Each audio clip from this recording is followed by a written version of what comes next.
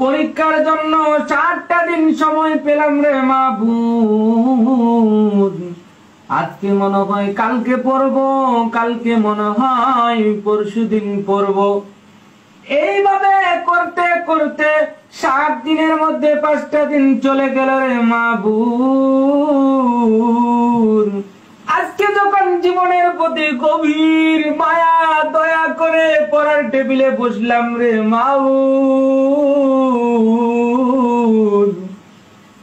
একবার বিছানাটাকে আয় বাবা, একবার শুয়ে যা, একবার মোবাইলটাকে আয় রে বাবা একটু চাপাচাপি করে যা।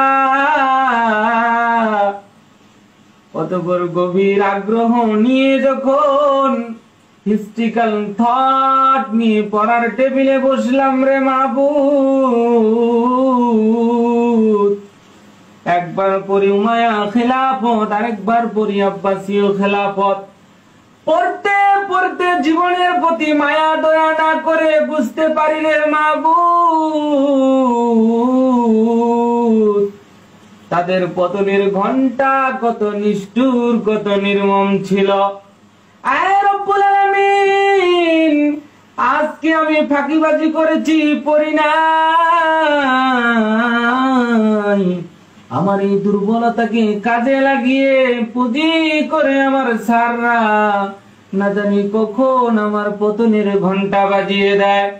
আয় রব্বুল আলামিন, তোমার কাছে ফরিয়াদ করতেছি রে মাবুদ,